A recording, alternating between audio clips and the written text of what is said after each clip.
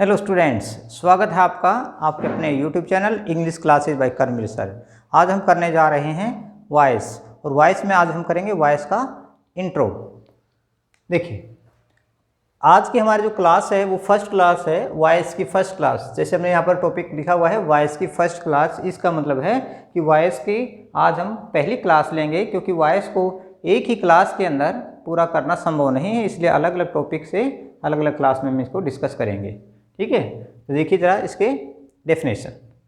Verb का वह रूप वॉइस कहलाता है जिससे यह पता चलता है कि सब्जेक्ट कोई कार्य करता है या सब्जेक्ट पर कोई कार्य होता है।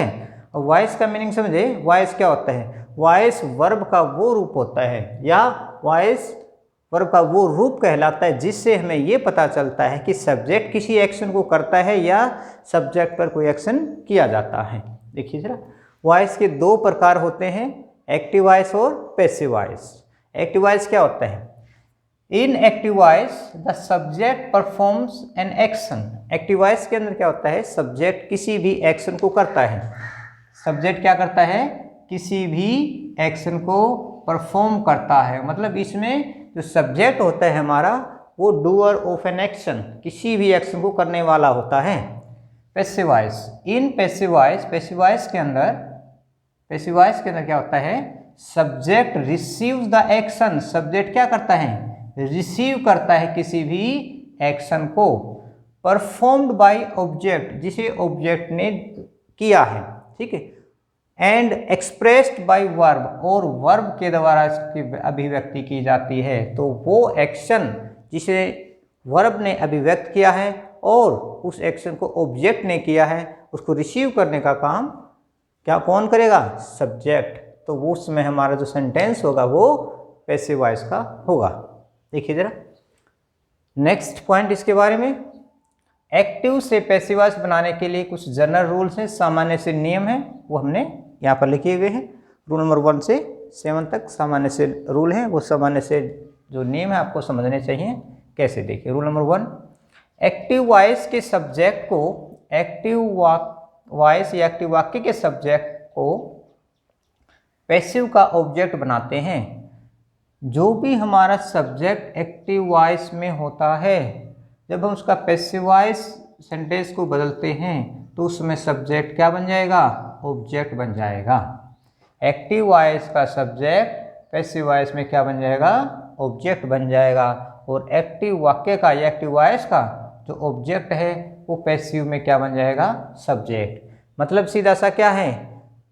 सब्जेक्ट, एक्टिव वॉइस का सब्जेक्ट पैसिव वॉइस का क्या बन जाएगा? ऑब्जेक्ट, और जो ऑब्जेक्ट है वो सब्जेक्ट बन जाएगा। आपस में इनको क्या कर देंगे? हम इंटरचेंज कर देंगे। ठीक है, इंटरचेंज कैसे करना है ये रूल नंबर 2 में हम देखेंगे। यहाँ पर लिखा हुआ है नॉमिनेटिव केस। नॉमिनेटिव का मतलब होता है सब्जेक्ट, जो सब्जेक्ट के रूप में प्रयोग किया जाता है उसको बोलते हैं नॉमिनेटिव केस, और जो ऑब्जेक्ट के रूप में प्रयोग किया जाता है उसको बोलते हैं ऑब्जेक्टिव केस। तो कैसे हम सब्जेक्ट को ऑब्जेक्ट में बदलते हैं या ऑब्जेक्ट का सब्जेक्ट बनाते हैं, वो डिपेंड करता है हमारे रूल नंबर 2 पर।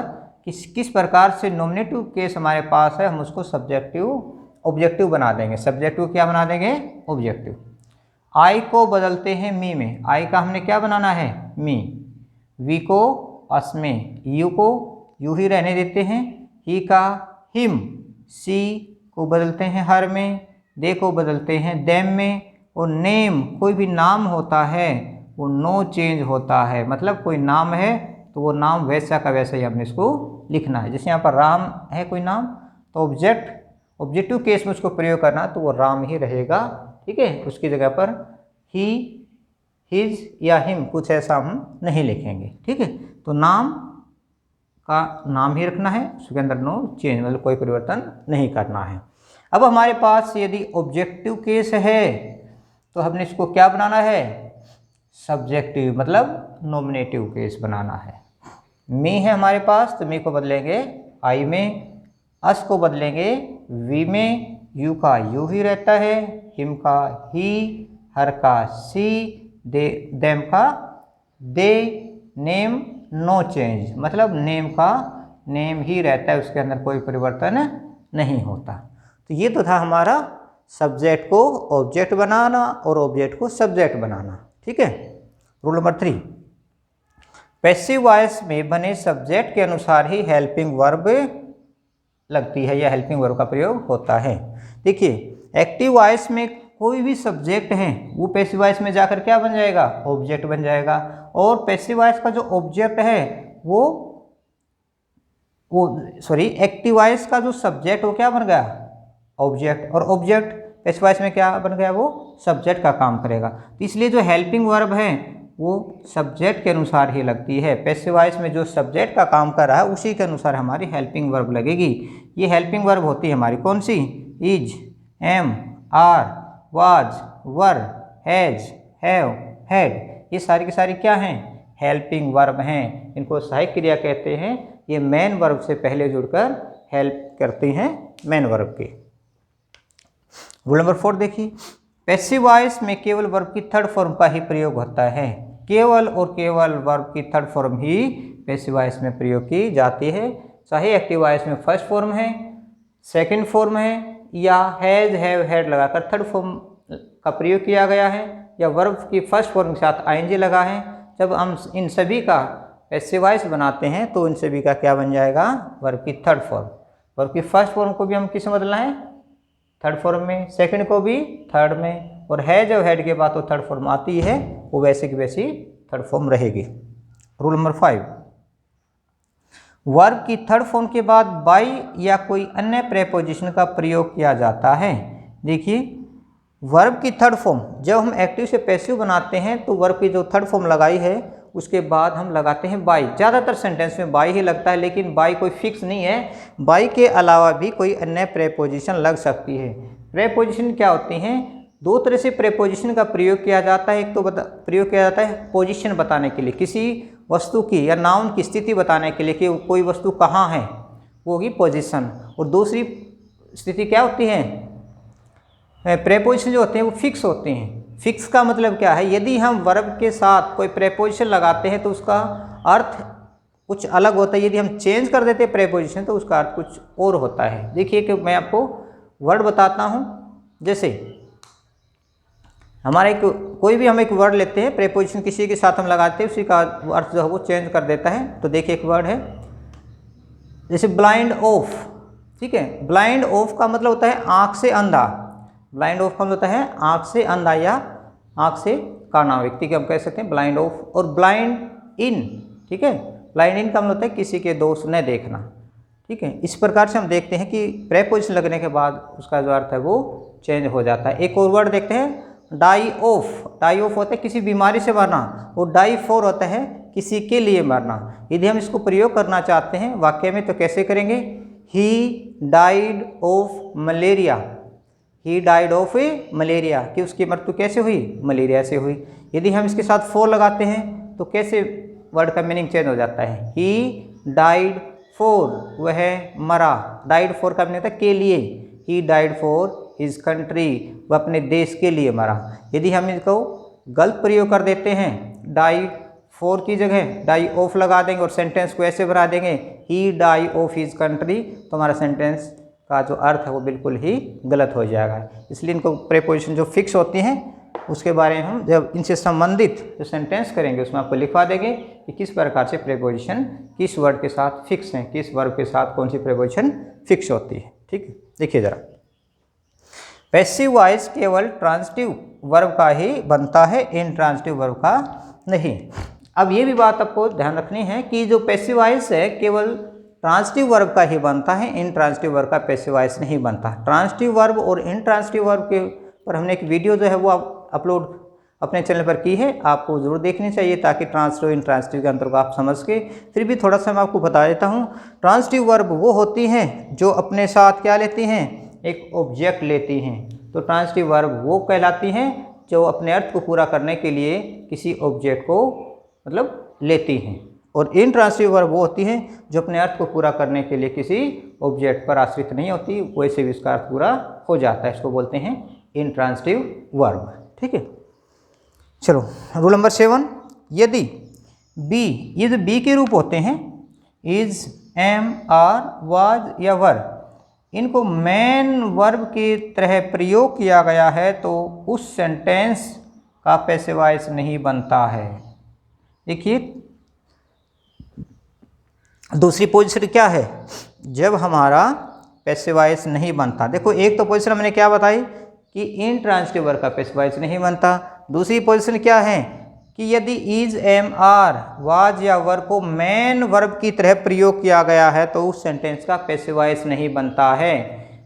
कैसे पैसिव वॉइस नहीं बनता है? जैसे मैं कहता हूँ कि आई एम ए टीचर, मैंने एक सेंटेंस लिखा या सेंटेंस बताया आपको, आई एम ए टीचर, तो एम यहाँ पर क्या है?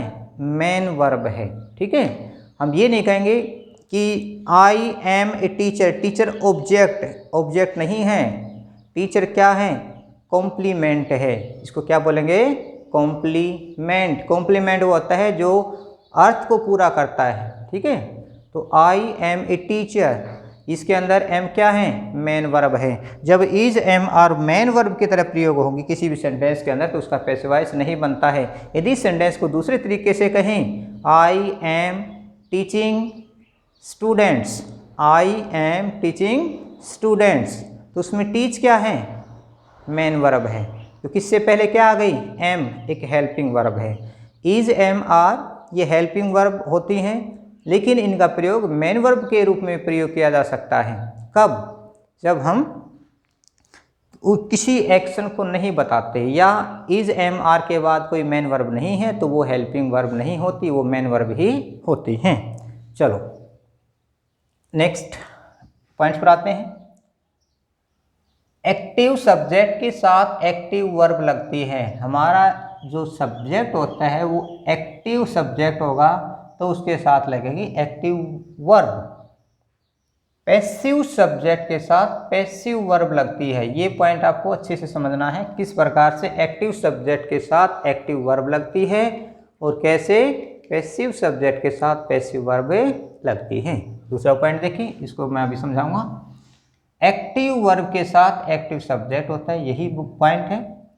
एक्टिव वर्ब के साथ क्या लगता है? Active subject. और पैसिव वर्ब के साथ पैसिव सब्जेक्ट होता है। सबसे पहले हम इसको समझेंगे कि हमारी जो वर्ब है वो एक्टिव है या वर्ब पैसिव है।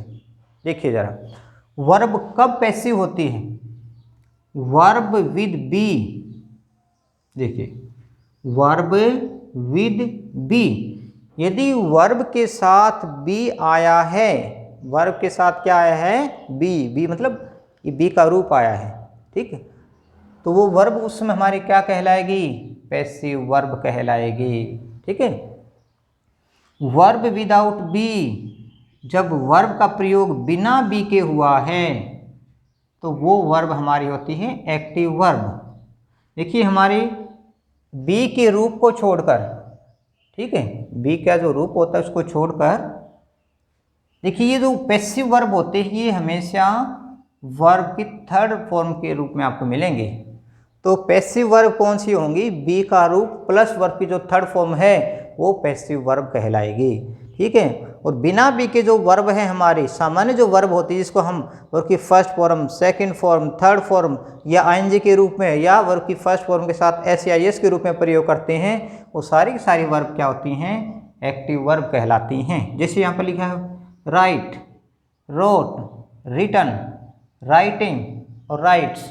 यहाँ पर वर्ब को हम अलग अलग, हमने इसको सीरीज में लिखा है, सीरियल नंबर इनको दिया है।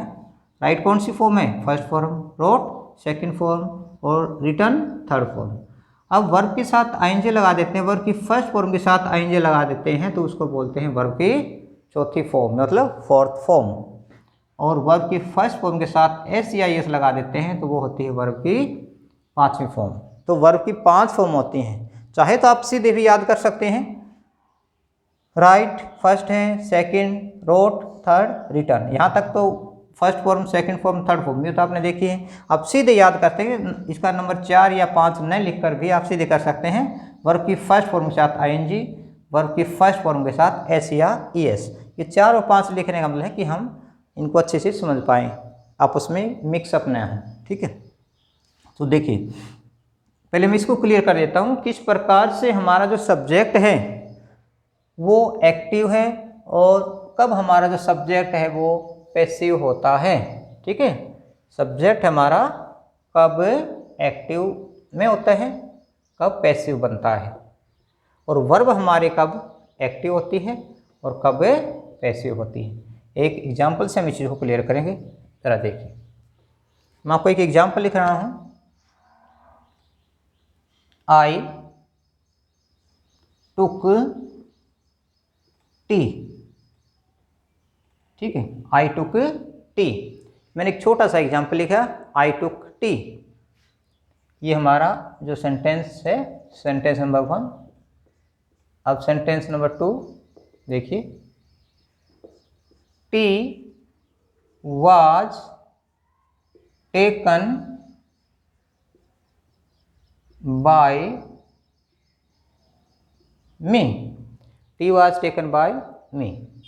अब जरा हम देखते हैं कि हमारा जो, पहले तो वर्ब के बारे में देखते हैं। पहले हम वर्ब को देखेंगे कि जो वर्ब है हमारी वो एक्टिव कब होती है और वर्ब हमारी पैसिव कब होती है, क्योंकि वर्ब जो होता है किसी भी सेंटेंस का क्या होता है, मुख्य भाग होता है। अब यहाँ पर देखेंगे वर्ब की फर्स्ट फॉर्म है या सेकंड फॉर्म है। देखिए वर्ब की सेकंड फॉर्म है ये टेक, टुक, टेकन। ठीक है, ये है हमारे वर्ब की सेकंड फॉर्म। अब हम बात करेंगे कि हमारी जो वर्ब है वो एक्टिव है या नहीं है। इसके लिए मैंने आपको क्या बताया है कि जो बी वर्ब विद बी, इसका मतलब ये है कि बी का कोई भी रूप लगा हुआ है, बी का कोई भी रूप लगा हुआ है और उसके बाद वर्ब की थर्ड फॉर्म है, तो वो हमारी जो वर्ब है वो क्या कहलाएगी, पैसिव वर्ब कहलाएगी। कैसी वर्ब होगी वो, पैसिव वर्ब होगी। बी का रूप, उसके बाद वर्ब की थर्ड फॉर्म के रूप में इसको मेन वर्ब को प्रयोग किया गया है, तो वर्ब हमारी होगी पैसिव।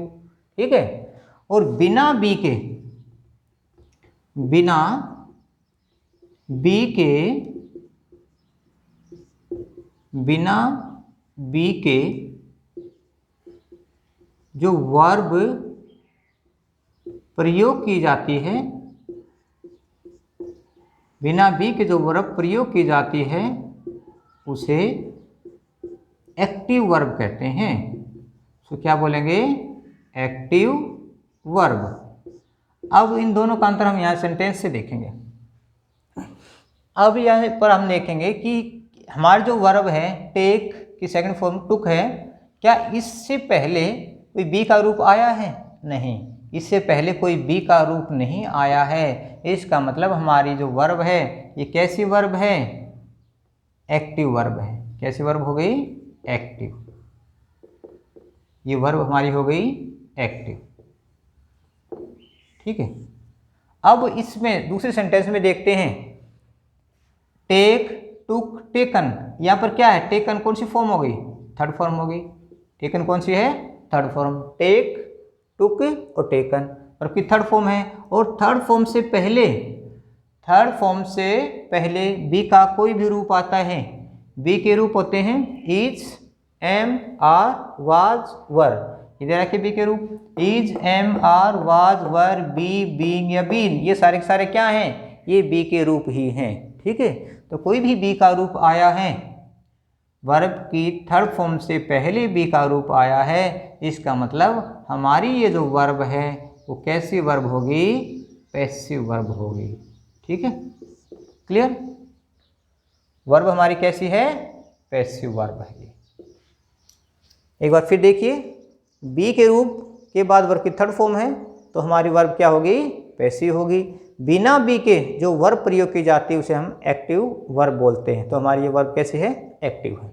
अब वो दूसरी बात पर आते हैं कि एक्टिव सब्जेक्ट के साथ एक्टिव वर्ब लगती है और पैसिव सब्जेक्ट के साथ पैसिव वर्ब लगती है। अब हम सबसे पहले ये देखते हैं कि हमें सब्जेक्ट, हमने देखना है सब्जेक्ट कि इस सेंटेंस के अंदर सब्जेक्ट कौन सा है और ऑब्जेक्ट कौन सा है। ये जो सब्जेक्ट और ऑब्जेक्ट बताने का काम हमारी वर्ब ही करेगी। ठीक है, सब्जेक्ट कौन सा है और अब ऑब्जेक्ट कौन सा है सेंटेंस के अंदर, उसको बताएगी हमारी वर्ब। इसलिए वर्ब जो होती है किसी भी सेंटेंस के अंदर मुख्य होती है। कैसे, हम पहले वो ऑब्जेक्ट को देखेंगे। यदि हम वर्ब से व्हाट और whom का पर्सन पूछते हैं या क्वेश्चन करते हैं, हम व्हाट या whom का पर्सन पूछते हैं और आंसर में मतलब उत्तर में जो भी आता है वह ऑब्जेक्ट कहलाता है या ऑब्जेक्ट होता है। फिर समझिए इस बात को। इस वर्ब से, मेन वर्ब से व्हाट या whom का प्रश्न पूछने पर जो भी आंसर आता है वह उस सेंटेंस में क्या होता है, ऑब्जेक्ट होता है। यहाँ पर वर्ब हमारी क्या है, टुक। हमने इससे प्रश्न पूछा, क्या देखिए जरा, आई टुक, मैंने लिया, व्हाट, क्या लिया, आई टुक व्हाट, मैंने लिया क्या, उसका जवाब क्या मिला, व्हाट का जवाब यहाँ पर क्या है, टी। इसका मतलब टी हमारा क्या है, ऑब्जेक्ट है। टी क्या है, ऑब्जेक्ट है। इसी प्रकार से सब्जेक्ट के बारे में जानेंगे। वर्ब से हमें प्रश्न फिर पूछेंगे, कौन सा, हु का। वर्ब से हु का प्रश्न पूछने पर, वर्ब से हु का प्रश्न पूछने पर जो भी उत्तर आता है वही हमारा सब्जेक्ट होता है। वर्ब से हु का प्रश्न पूछने पर जो भी उत्तर आता है वही हमारा सब्जेक्ट होता है। देखिए जरा, अब हम इसको वर्ब से पहले क्या रखेंगे, हु टुक टी, चाय किसने ली। इसका जवाब इसी सेंटेंस में हमें ढूंढना है, कहीं और से नहीं। देखिए, हु टुक टी, चाय किसने ली, तो उसका जवाब क्या मिला, आई। इसका मतलब मैंने चाय ली। तो यहाँ पर आई क्या है, सब्जेक्ट है। आई क्या हुआ, सब्जेक्ट। चलो ये बात क्लियर हो गई।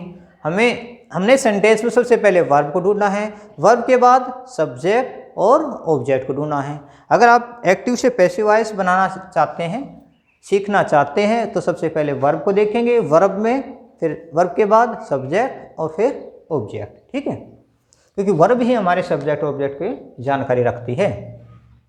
अब हम ये देखेंगे कि हमारा जो सब्जेक्ट है क्या वो एक्टिव है या पैसिव है। हमने वर्ब को तो देख लिया, वर्ब हमारी कैसी हुई, एक्टिव वर्ब है, क्योंकि हमने इसको एक तरीके से यहाँ पर देखा है कि वर्ब हमारी कैसी निकली है, एक्टिव। तो एक्टिव वर्ब के साथ सब्जेक्ट भी कैसा होना चाहिए, एक्टिव होना चाहिए, तब हमारा सेंटेंस ठीक होगा। यदि एक्टिव वर्ब के साथ हम पैसिव सब्जेक्ट लगा देते तो हमारा सेंटेंस गलत हो जाएगा। ये कॉम्बिनेशन रखना अपने, एक्टिव वर्ब और सब्जेक्ट कैसा होना चाहिए, एक्टिव ही। तब देखते हैं कि एक्टिव सब्जेक्ट है या नहीं, इस बात को कौन क्लियर करेगा, वर्ब कैसे क्लियर करेगी कि जो एक्शन है, वर्ब का मतलब एक्शन, जो एक्शन किया गया है वो किसने किया है। अगर वो एक्शन हमारे सब्जेक्ट ने किया है तो हमारा जो सब्जेक्ट है वो एक्टिव सब्जेक्ट होगा। देखिए जरा, आई टुक टी, मैंने चाय ली। अब यहाँ पर ये चाय लेने का काम किसने किया, आई ने। इसका मतलब हमारा सब्जेक्ट क्या हुआ, एक्टिव सब्जेक्ट। कैसा सब्जेक्ट हुआ, एक्टिव सब्जेक्ट। अब दोनों क्लियर हो गए, एक्टिव सब्जेक्ट, एक्टिव वर्ब। अब दूसरे सेंटेंस पर आते हैं। इसमें हमने देख ली थी हमारी वर्ब यहाँ पर क्या है, ये हमने क्या देखा, टेकन कौन सी वर्ब है, ये पैसिव वर्ब है। क्यों, क्योंकि यह बी के रूप के साथ आई है, बी का रूप प्लस में वर्ब की थर्ड फॉर्म के साथ आई है, इसलिए हमारी टेकन वर्ब कैसी हुई, पैसिव। और पैसिव के साथ, पैसिव वर्ब के साथ पैसिव सब्जेक्ट ही होना चाहिए। तो अब हम देखते हैं कि हमारा जो सब्जेक्ट है, ठीक है, इस एक्टिव में ये क्या था, ये ऑब्जेक्ट था। लेकिन जब हमने इसको इंटरचेंज किया, सब्जेक्ट की जगह ऑब्जेक्ट और ऑब्जेक्ट की जगह सब्जेक्ट आ जाता है, या इसको हम इंटरचेंज करते हैं, तो यहाँ पर ये किसका काम करेगा, सब्जेक्ट का, ठीक है, ये सब्जेक्ट होता है पैसिव में, ठीक है। तो पैसिव में क्या होगा, ये सब्जेक्ट। लेकिन हमारा ये सब्जेक्ट है क्या वो एक्टिव है या पैसिव है, ये चीज़ हमने देखनी है। अब हम इसको देखेंगे, वाज टेकन, अब क्या ली गई, क्या एक्शन किया गया, क्या ली गई, चाय ली गई। तो चाय टी वाज टेकन, चाय ली गई, किसने ली, ली तो किसने है, बाय मी, मतलब मेरे द्वारा ली गई है, मैंने ली है। तो टी ने कोई एक्शन किया है, नहीं, टी का यहाँ पर कोई भी एक्शन नहीं है। इसका मतलब जब हमारा सब्जेक्ट कोई एक्शन नहीं करता है तो वो हमारा सब्जेक्ट कैसा कहलाता है, पैसिव सब्जेक्ट कहलाता है। तो टी हमारे यहाँ पर क्या है, पैसिव सब्जेक्ट। तो हमारे दोनों चीज़ें क्लियर हो गई, passive subject passive verb, active subject active verb. तो यदि आपने ये चीज़ सीख ली है तो पैसिव वॉइस का आधे से ज़्यादा पोर्शन है वो आपका बिल्कुल क्लियर हो गया है। नेक्स्ट देखिए, एक्टिव वर्ब को हम पैसिव वर्ब में कैसे बदलते हैं, मतलब जब हम एक्टिव वॉइस से पैसिव वॉइस में बदलते हैं तो उसमें हमने देखना होता है कि हमारे जो सेंटेंस है कौन से टेंस से लिया गया है या उसमें कौन सी वर्ब प्रयोग की गई है, उसी अनुसार ही बी का रूप लगता है। क्योंकि पैसिव वॉइस के अंदर क्या होता है, बी का रूप, और बिना बी के रूप के पैसिव वॉइस नहीं बनता, बिना बी के पैसिव वॉइस असंभव है। तो कब हम ये बी का रूप कौन सा यहाँ पर लगाएंगे, ये बी के रूप यहाँ पर लिखे हुए हैं, इज एम आर ये प्रेजेंट के होते हैं, वाज और वर ये पास्ट के होते हैं, बी बीइंग और बीन ये भी बी के रूप होते हैं। ये कब कब लगते हैं अभी हम इसी में क्लियर करेंगे। चलो, जब हमारे एक्टिव वॉइस के अंदर क्या दिया हो, वर्ब की फर्स्ट फॉर्म या वर्ब की फिफ्थ फॉर्म। वर्ब की फिफ्थ फॉर्म का मतलब होता है, वर्ब की फिफ्थ फॉर्म का मतलब वर्ब की फर्स्ट फॉर्म के साथ एस या ईएस जब जोड़ा जाता है तो हम उसको कहते हैं वर्ब की फिफ्थ फॉर्म। इसमें आपने कोई घबराने वाली बात नहीं कि ये नई वर्ब कहाँ से आ गई। वर्ब की फिफ्थ फॉर्म कौन सी होती है, जो वर्ब की फर्स्ट फॉर्म होती है उसी के साथ एस या ईएस जोड़ा जाता है, उसका हमने नाम रख दिया वर्ब की फिफ्थ फॉर्म। ठीक है, तो जब हमारे एक्टिव वॉइस के अंदर एक्टिव जो हमारी वर्ब है उसके अंदर क्या होगा, वर्ब की फर्स्ट फॉर्म या वर्ब की फर्स्ट फॉर्म के साथ एस या ईएस दिया है तो पैसिव वॉइस में हम क्या करेंगे, इज एम आर लगाएंगे। बी का रूप क्या लगेगा, इज एम और आर, और वर्ब की जो यहाँ पर फर्स्ट फॉर्म है उसकी क्या बन जाएगी, थर्ड फॉर्म। पैसिव वॉइस में केवल और केवल वर्ब की थर्ड फॉर्म लगती है, ये रूल नंबर 4 हमने किया था। पैसिव वॉइस में केवल वर्ब की थर्ड फॉर्म का ही प्रयोग होता है। ये जो हमारे जितने भी वर्ब हैं ये सारे के सारे क्या हैं, पैसिव वॉइस के रूप हैं। तो सभी में हमने क्या देखा, यहाँ पर वर्ब की थर्ड फॉर्म लगी हुई है, वर्ब की थर्ड फॉर्म, वर्ब की थर्ड फॉर्म, वर्ब की थर्ड फॉर्म, सभी में क्या है, वर्ब की थर्ड फॉर्म। इसका मतलब बिना वर्ब की थर्ड फॉर्म के पैसिव वॉइस से गलत हो जाएगा। देखिए नंबर 2 वर्ब कौन सी है, यदि एक्टिव वॉइस में वर्ब की सेकंड फॉर्म है तो हम उसको पैसिव वॉइस बनाते समय क्या करेंगे, बी का रूप कौन सा लगाएंगे, वाज या वर।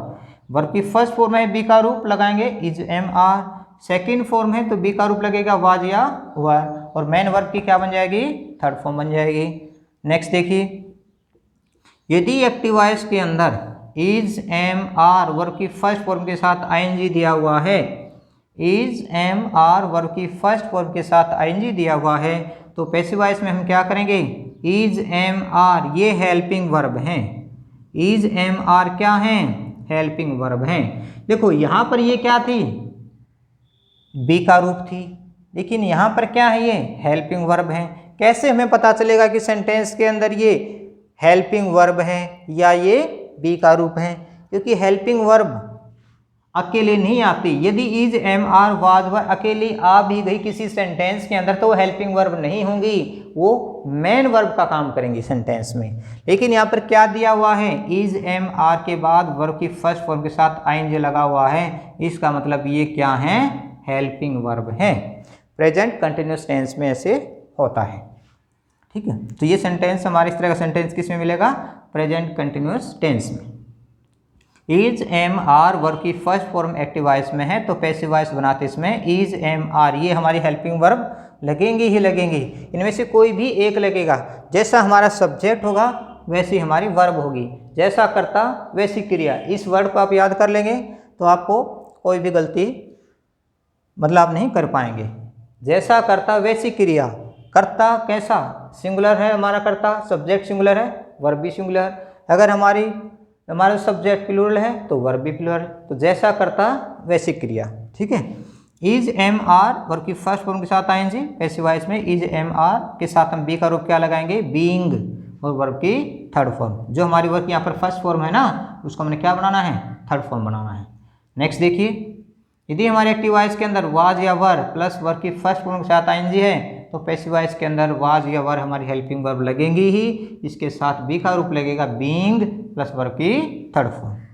नेक्स्ट देखिए, हैज या हैव वर्ब की थर्ड फॉर्म है, ये प्रेजेंट परफेक्ट टेंस होता है, हैज हैव प्लस वर्ब की थर्ड फॉर्म। तो पैसिव वॉइस में हम क्या करेंगे, इनका हैज या हैव ये तो रहेंगे ही, हेल्पिंग वर्ब हैं ये, हेल्पिंग वर्ब रहेंगी हैज या हैव, उसके साथ बी का रूप क्या जुड़ जाएगा, बीन, और हमारी जो वर्ब की थर्ड फॉर्म है हैज के बाद भी वो थर्ड फॉर्म लगती है, पैसिव वॉइस में थर्ड फॉर्म लगती है, तो ये सेम रहेंगी, ये भी थर्ड है, ये भी थर्ड है। नेक्स्ट देखिए, हैड प्लस वर्ब की third form past perfect tense. अब पैसिव वॉइस बनाएंगे तो क्या करेंगे, हैड प्लस बीन, ठीक है, had plus been plus verb की थर्ड फॉर्म, ठीक है। हैज हैव और हैड के साथ क्या लगती है, बी का रूप बीन लगता है, और वर्ब की थर्ड फॉर्म। नेक्स्ट देखिए, हमारे मॉडल्स हैं shall, will, can, could, should, would, must etcetera इत्यादि, और भी हैं, स्पेस कम होने की वजह से सारे नहीं लिखे, लेकिन आपने समझने हैं। Shall, will, can, could, may, might, ठीक है, शुड, वुड, मस्ट और टू, ये सारे के सारे क्या हैं, मॉडल्स हैं। और मॉडल में क्या होता है, कौन सी वर्ब लगती है, वर्ब की फर्स्ट फॉर्म लगती है, केवल वर्ब की फर्स्ट फॉर्म लगती है जब हमारा सेंटेंस एक्टिव का होता है। तो जब हम इसको पैसिव वॉइस से बदलेंगे तो इनके साथ क्या लगेगा, बी का रूप, बी अपने आप खुद को जोड़ देती है बी, ठीक है। शैल है तो शैल बी, विल है तो विल बी, कैन है तो कैन बी, कुड है तो कुड बी, शुड है तो शुड बी, वुड है तो वुड बी, मस्ट है तो मस्ट बी। इनको ऐसे नहीं बदलना, शैल का शुड नहीं बनाना, विल का वुड नहीं बनाना, ठीक है, मे का माइट नहीं बनाना, वो तो नरेशन में होता है, ठीक है, हमने इसमें टेंस नहीं बदलना, ठीक है। तो शैल का शैल ही रखना है, विल का विल ही, कैन का कैन ही, कुड का कुड ही, मे का माइट, और इस प्रकार से वुड का वुड, मस्ट का मस्ट। इन सभी के बाद क्या लग जाएगा, पी लग जाएगा, और जो हमारी मेन वर्ब जो यहाँ पर दी गई है वर्ब की फर्स्ट फॉर्म है, इसको हम किस समझ लेंगे, थर्ड फॉर्म में। नेक्स्ट देखिए, यदि हमारे मॉडल के बाद हैव जुड़ा हुआ है, ठीक है, फ्यूचर परफेक्ट टेंस बनाने के लिए शैल हैव और विल हैव लगाते हैं, ठीक है। तो ज़रा देखिए, यदि हमारे कोई भी मॉडल है उनके साथ हैव जुड़ा हुआ है, shall have, will have, should have, could have, would have etcetera, ठीक है। तो यदि इनके साथ हैव जुड़ा हुआ है, इनके साथ हैज़ नहीं आता। कभी आप सोचो कि भाई हम इसको सिंगुलर के लिए हैज़ लगा देंगे, हैज़ नहीं लगाना, इनमें हैव ही लगाना होता है। तो shall have, will have, can have, could have, ठीक है, वुड हैव, शुड हैव, और हैव आने के कारण से इनके साथ क्या लगेगी, वर्ब की थर्ड फॉर्म। ऊपर हमने कहा था इनके साथ वर्ब की फर्स्ट फॉर्म लगती है, कब, जब इनके साथ हैव नहीं आता, अपने आप वास्तविक रूप में होते हैं तो वर्ब की फर्स्ट फॉर्म लेते हैं, लेकिन जब इनके साथ हैव जुड़ कर आता है तो अपने साथ ये लेते हैं वर्ब की थर्ड फॉर्म। जब इनका पैसिव वॉइस बनाते हैं तो क्या बनेगा, देखिए, शुड हैव, वुड हैव या विल हैव, ठीक है ना, शुड हैव, कुड हैव, ये अगर हैं, देखिए एक बार फिर देखते हैं इसको, शुड हैव, विल हैव या कुड हैव, वुड हैव, इनके साथ लगेगा बी का रूप बीन, और वर्ब की कौन सी फॉर्म लगेगी, थर्ड फॉर्म, क्योंकि पैसिव वॉइस में केवल और केवल वर्ब की थर्ड फॉर्म ही लगती है। तो इस प्रकार से हमने देखा वॉइस जो है बिल्कुल ही आसान से नियम है, ज़्यादा कुछ मुश्किल नहीं है। आपको कॉन्सेप्ट को थोड़ा सा समझना पड़ेगा कि किन सेंटेंस का पैसिव वॉइस बनता है, किन का नहीं बनता। दो ही पॉइंट आपने याद रखने हैं, एक तो इंट्रांजिटिव वर्ब का पैसिव वॉइस नहीं बनता, और दूसरा क्या है, जो हमारे बी के रूप होते हैं, या मोस्ट आप समझ सकते हैं इज, एम, आर, वाज, वर, यदि मेन वर्ब के रूप में प्रयोग किए गए हैं तो इनका पैसिव वॉइस नहीं बनता है, ठीक है। और इससे संबंधित जो थोड़े बहुत पॉइंट्स हैं वो आप याद रखें। नेक्स्ट वीडियो में हम एक्सरसाइज करेंगे और इनसे संबंधित और पॉइंट्स जो हैं वो हम बातें करेंगे। तब तक आप रूल्स को दोहराते रहें, अच्छे से समझें। कोई भी डाउट रहता है तो कमेंट बॉक्स में लिखें, आपके डाउट को क्लियर किया जाएगा। धन्यवाद।